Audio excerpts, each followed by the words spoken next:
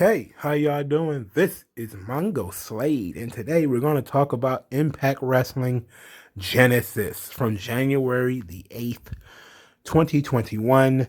Well, it's January the 9th, I'm sorry, 2021. This is the Super X Cup tournament.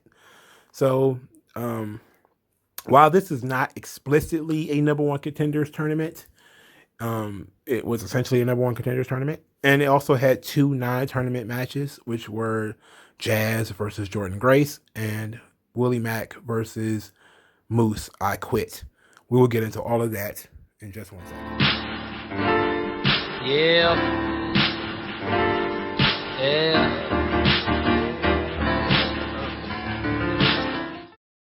Alrighty, so match one was Ace Austin defeating Suicide in the first match of the Super X Cup tournament. So they did pre-match promos, which I actually love because Ring of Honor does them. So Ace Austin, who I am admittedly a mark for, says calls himself the inevitable because it's only a matter of time before he wins, and it's only a matter of time before he becomes world champion. So I thought that was pretty cool. He said after losing at 2 straight pay-per-views, he said he needed some time to sit back and self-reflect. And he said he found out that he was perfect, that he was the perfect mix of strength and agility and skill and all this type of stuff, and that, he changed the X division forever, and now he's going to continue doing so. So because Suicide isn't a regular performer, Alex Shelley, Chris Sabin, and Scott D'Amore talked about him, basically about how he's a mystery, and since you never know who's under the mask, there's no way of knowing who you're wrestling. And of course, they tell the story that I think they should never tell, that Suicide came from a video game.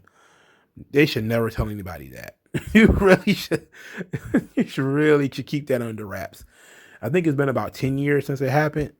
They really should like pretend like that didn't happen. Really just pretend like Suicide didn't come from a video game.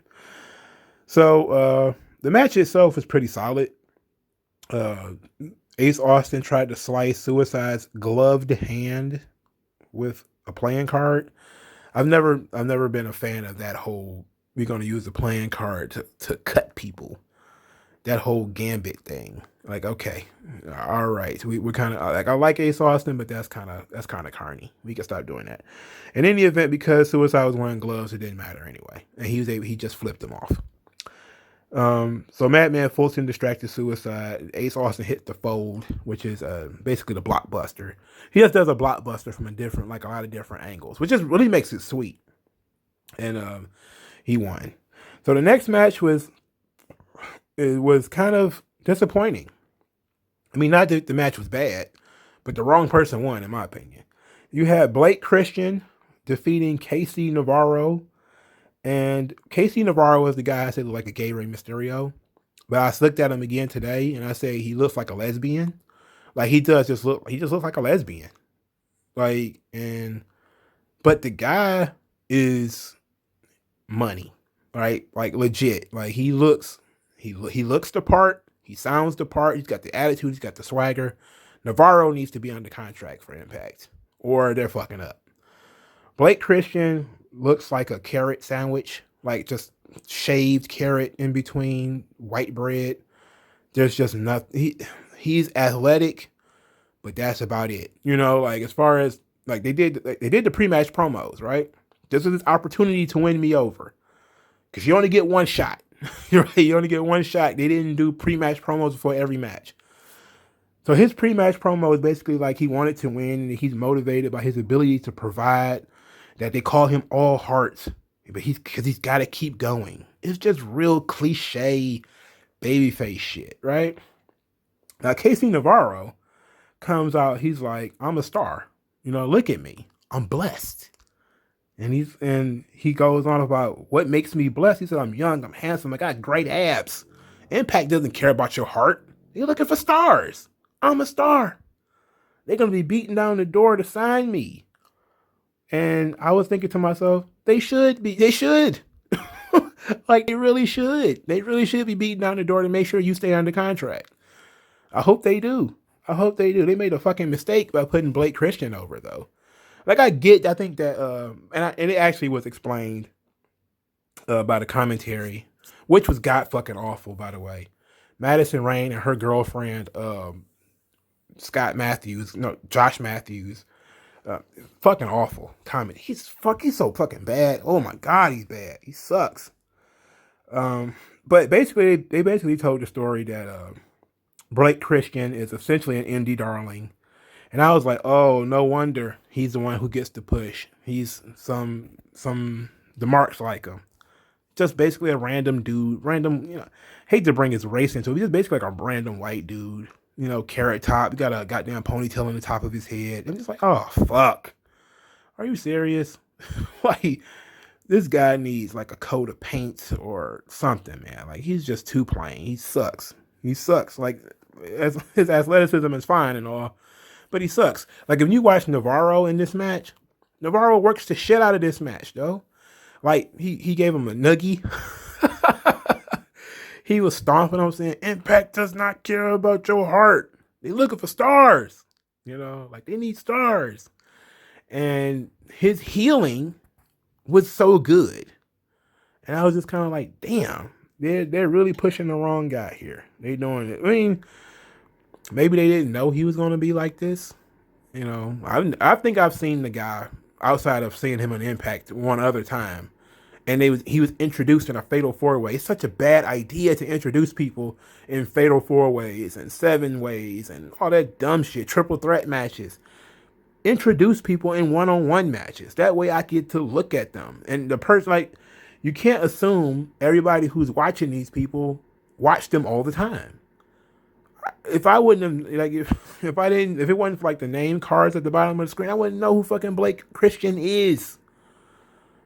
You have to assume people are watching your show, and this is the first time you've ever seen these people, right? So anyway, Blake Christian won with some type of flippity dude spinning thing from the top rope. It was a fun match, really fun. Navarro is great. I know you can't have Navarro and Ace Austin. They're pretty much very similar in character, so one of them had to go away. And obviously, Ace Austin is more tenured and more seasoned. I think he might be a little bit older because Navarro looks like a teenager. But Navarro needs to be under contract like right now. And if he's not under contract to Impact, then NXT needs to call him. I think it's, now that I think about it, wasn't he in Evolve? Didn't Casey Navarro? I think he might have been in Evolve. I think I may have seen him on an episode of Evolve. I'm not gonna rack my brain over it because if I have to think about it too hard, then it didn't happen. So the next match was Daivari versus Cousin Jake, and I did not like this match. This match was okay, but I really liked Cousin Jake's pre-match promo, and this is why.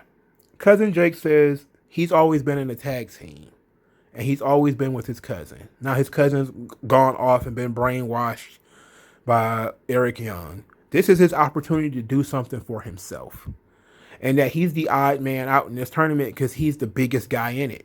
He's not a quote unquote traditional X Division guy, but I can do all of the things that these smaller guys can do. So they took him and they took this guy. He's a fish out of water, right? Not only is he a solo act for the first time, but he's essentially not a cruiserweight, wrestling in a cruiserweight tournament.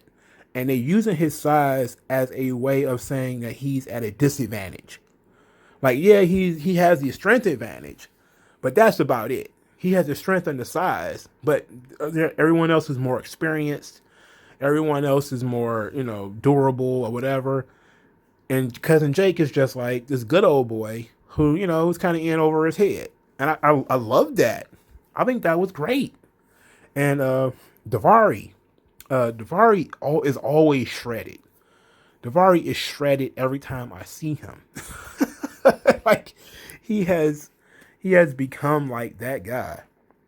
But Daivari, his pre-match promo, he's talking about how he became a teacher at a wrestling school. He opened a wrestling school, and he's got more experience and ability than other opponents and other competitors, and that he knows how to handle pressure. He's been in big matches, and he's a former X Division champion from the TNA days, and all that stuff. It wasn't too bad. It wasn't that great, but I kind of I do love like crazy ranting Davari that we got when he was with Kurt Angle and when he was with Muhammad Hassan. I love that version of Davari, and I think it would be great if he could work with his brother as a tag team in NXT. That would be pretty cool. Or his brother comes to Impact. I know Davari kind of floats all over the place. I think he was in Ring of Honor too, so I don't think he's gonna stand in one place. But I know his brother is a regular on 205 Live. But so there was an interesting spot in this match where Cousin Jake tried to splash Davari on the ropes, and Davari moved, and Cousin Jake hit his throat on the ropes, and that just gave Davari like the opening to do all his to do his offense and stuff like that. But Cousin Jake won with the Boss Man Slam. He had got his leg worked on the whole match. That was one of the stories, is that he of course hit his throat on the ring on the ropes. He had also Davari had been targeting his legs, so it was actually not bad. It was actually not bad. I actually found myself very interested in Cousin Jake because it makes sense that they're trying to individualize Jake now, and that his story is relatable. He's always been in the tag team. He's been in Impact forever. It's been at least 3 years, at least 3, that Cousin Jake and Cody Deaner have been in Impact doing nothing, and now he's getting this opportunity to do something different. And he's a fish out of water. He's got to learn how to wrestle by himself against guys who are going to be more experienced and faster. So I really dug that. So then I got to meet somebody else I had never seen before. This gentleman named Trey Lamar, who lost to Crazy Steve. So Trey Lamar apparently was trained by Johnny Gargano and Candice LeRae. He's basically just said, I'm one of the best up-and-comers. And he also said that he expects Impact to sign him. And then I heard Crazy Steve talk for the first time. I think Crazy Steve has been a guy who's been off and on in Impact for years. Literally for years. I don't think I've ever heard his voice until I watched this show.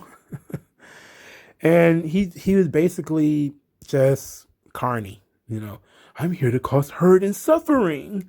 Basically doing the same theater shit that Rosemary does. Like, he's basically Rosemary with testicles. That's what Crazy Steve is. And I was like, oh no. Oh no, we already got one of these. But you could tell from the look of things that basically what he was going to be. Trey Lamar I like that they use kind of Crazy Steve to kind of use his stuff kind of psychologically. Because in this story of this match, what you had was Crazy Steve, again, being crazy and freaking out Lamar and doing weird things. Like, Crazy Steve was, Lamar wanted to lock up, obviously. And Crazy Steve was like, kind of threatening he was going to lock up, and he'd pull back.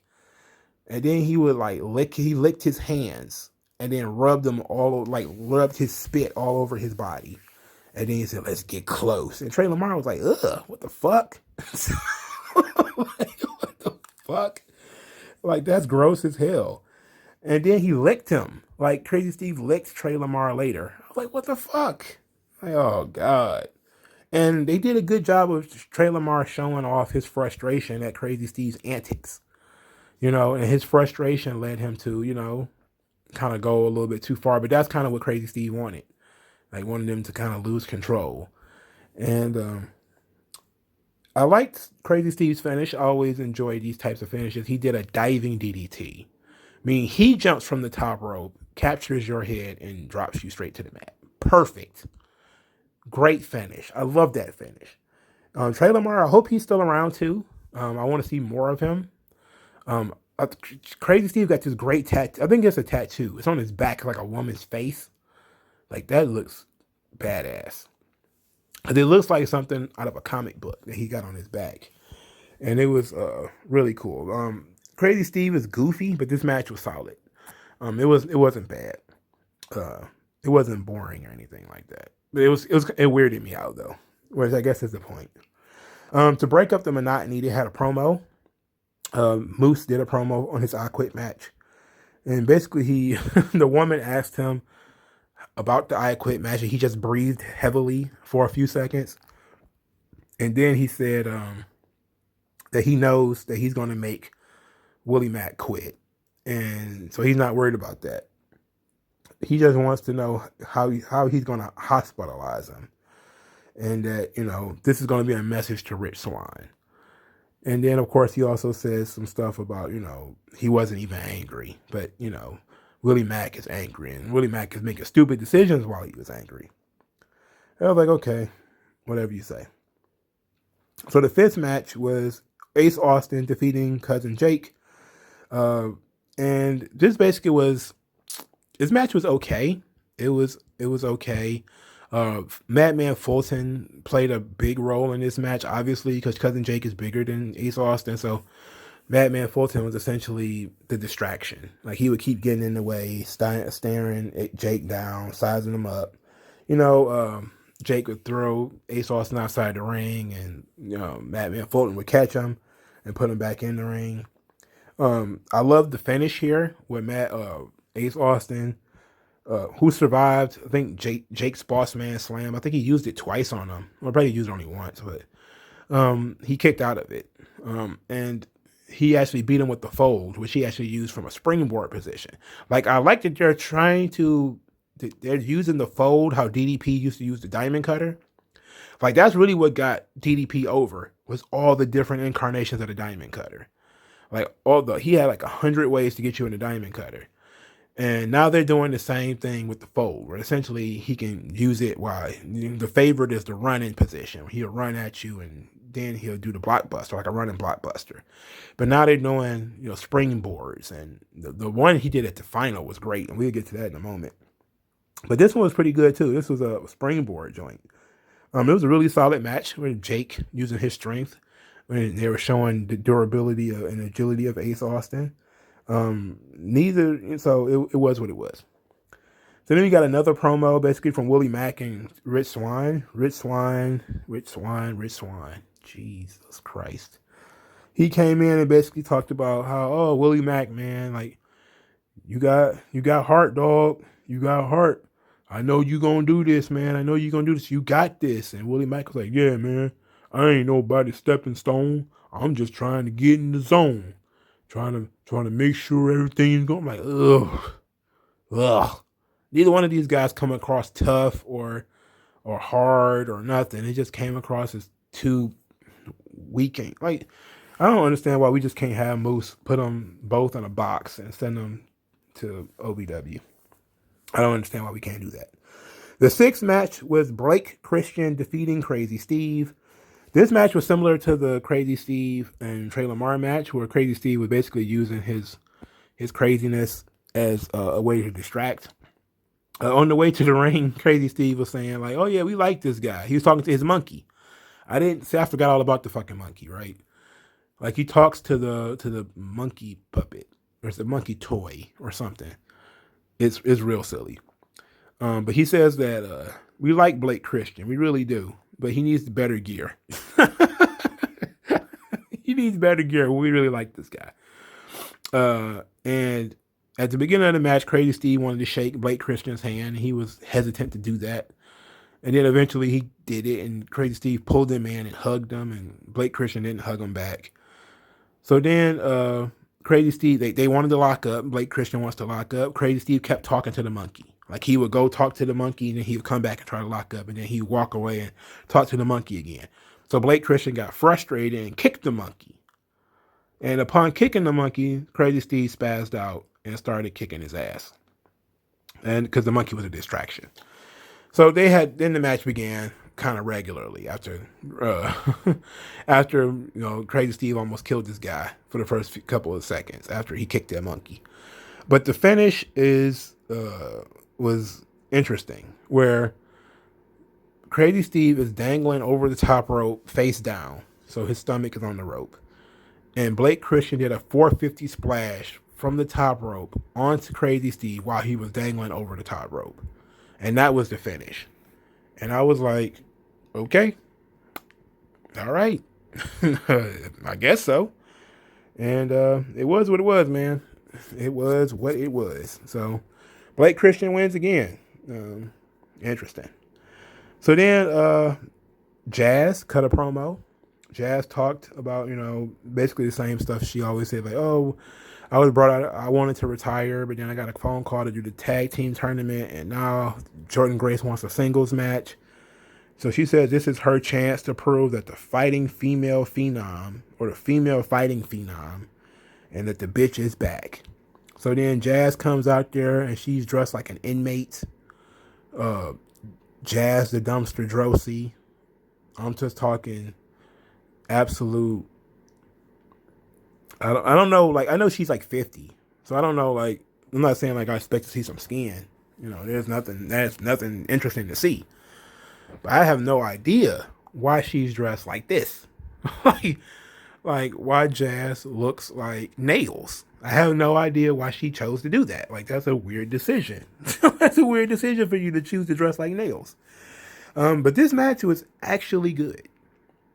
Jazz is older, so it wasn't what it could be. But I was actually surprised at how good it was. The commentators did a good job of putting Jazz over. They talked about how many different Hall of Fames she was in. She was in like 3 or 4 different Hall of Fames. And I was like, wow, I didn't even know that. Like, I only knew that she was NWA and WWE Women's Champion. I had no idea she was, in all these different Hall of Fames. And, she has had such an illustrious career. Like, I knew she had a pretty good career, but I didn't know she was, that lauded, I should say. And I was legitimately impressed. So it was pretty cool. The match itself was like I said, was pretty good. They both showed fire. They both was playing dirty, at different points. Jazz was a little bit more dirty than Jordynne Grace. She was a little bit more aggressive, choking her on the ropes and stuff like that. But Jordynne Grace did her own fair share of, cutting corners at the same time. So it was very competitive, very aggressively competitive, but nobody turned heel or anything. So it was basically like they both wanted to win, and they both willing to push the envelope in order to win. And so Jazz lost by Jordynne Grace rolling up the counter. So it was like one of those counters where they pull you backwards and then 1, 2, 3, and so it wasn't decisive, but Jordynne Grace did win. And they hugged afterwards, and they raised each other's arms. And I got a feeling that they're not done. They're probably not done, and they're probably going to get hopefully they can get another match or so out of this, because I do want to see how far Jazz can go. I wasn't the biggest fan of Jazz in the world when she was in WWE, but I do respect her, and I know she's getting older and she can't really hang. I do want to see how far she can go. And I think that, now that she's on national TV again, even though it's just Impact, I think that if she can haul off, her retirement for like a year, just to, hopefully get in that conversation where people can remember how good she really was, and that if it was 10, 15 years ago, she'd be so much better, that would be dope. But she actually did a pretty good job here. She was able to hang physically with Jordynne Grace. And Jordynne Grace actually works pretty fast. So, a little too fast in some ways. And she also works very physical. So, there was a lot of suplexes and stuff in this match, too. So, I really liked it. It's kind of strange, because I really don't even like Jordynne Grace. But, it was, like, maybe it was the spot on the card. Maybe that was it. I don't know. I'm not gonna denigrate it too much. I actually liked it. Now, the final to the Super X Cup, Blake Christian versus Ace Austin. This match was dope. It was dope. Ace Austin, Blake Christian talked before the match, and he's like, talking about how emotional he was feeling, but he got to keep his emotions in check because he knows that Ace Austin is going to have Madman Fulton in his corner. And then immediately during his entrance, Ace Austin sent Madman Fulton to the back. That was not it was not mentioned by commentary until 6 minutes into the match that Madman Fulton wasn't out there. That's how you know you're dealing with terrible commentators. That's something that's serious. The guy mentioned it in a promo that he was worried about the giant dude that's going to be outside in the ring. Ace Austin summarily gets rid of the giant dude to prove that I can beat this guy without the help. And then the commentators didn't even mention it. They didn't mention it for like the first 6 minutes. And I believe it was Madison Rain that actually mentioned it, not Josh Matthews, who was doing play-by-play and telling the story. He's a fucking goof. So I like that they actually, they did an agility test. They basically did a lot of the old school drop down, that sort of stuff early, where they was testing each other's strength, how fast they were. It was a typical cruiserweight thing where you do arm drags and drop kicks and everything. Ace Austin uses this move. I forget what it's called, but it's like a springboard roundhouse kick, and that should be a finish. I don't understand why people do stuff like that and it's not a finish. Like, how is that beneficial? That really should just be the finish, if we're being honest. So it was an interesting match. Like when it came down to the wire, they were doing a lot of roll ups and pinning combinations, a lot of Mahistral cradles and various other cradles, and it was very interesting stuff because they was getting frustrated as they each tried to steal a win in a different way. But of course, Blake Christian being the babyface is faster and more technical, while Ace Austin is trying to cheat, cutting some corners and stuff like that. So somehow their fingers and hands got locked together, kind of like a test of strength. And from that position, Ace Austin was able to hit the fold, which is dope, and he won. So Ace Austin won clean without the help of Madman Fulton. Interesting decision, right decision if you ask me, because Ace Austin is really good. So, and that was great. I think this was the best match on the show for sure. I think Jazz and Jordan Grace is probably the third best match on the show. So hopefully Casey Navarro, Trey Lamar, and Blake Christian are still going to be around. The commentators made it seem like Blake Christian will be around for a while. So that ought to be interesting. So the main event was Moose versus Willie Mack. And I'm not going to go blow by blow on this thing. I just will say this. I never left. You should never leave a match where people are confused and or conflicted. And I was conflicted when this match was over. And this match was very physical, but it was 50-50 as fuck. And there was no need for it to be. Especially not with the finish that we got. Now, what I mean by 50-50 is there were parts of the match where Willie Mack was in control. Then there were parts of the match where Moose was in control. Then there was parts of the match in where Willie Mack has control. And then there was a part of the match when Moose was in control. And it just kept going back and forth, with nobody really being too dominant over anybody else. When in reality, the story should have been Moose wrecking Willie Mack. That should have been the story. And but instead what we got is 50-50 booking. So one of the big spots, and what actually kind of took me out of this match, was there was a sky high, the D'Lo Brown move sky high, from the top rope onto the floor through a table by Moose to Willie Mack. And you see Willie Mack's arm bleeding and it's shivering, like quaking, like he can barely hold it up. And he could barely hold up his own weight. And it was really good. Like he was really showing weakness and that he was out of it. And then they get into the middle of the ring and Moose is like, smacking him around, trying to get him to quit. And then he starts to fire up. And I was like, what? Like you building a comeback off of that? Like, I'm sitting here thinking, like, okay, we're going to play into this whole arm thing. Then maybe he's going to put him, like, in an arm submission hold, or he's going to, target the arm or something. No, they didn't do none of that. That was just for show, I guess. Because Willie Mack took control almost in, like 2 minutes later. I was like, oh, God. So, Willie Mack, here's the finish. Willie Mack is banging Moose in the back of the head with a chair and all that type of stuff. And Moose crawls over to his TNA World Heavyweight title.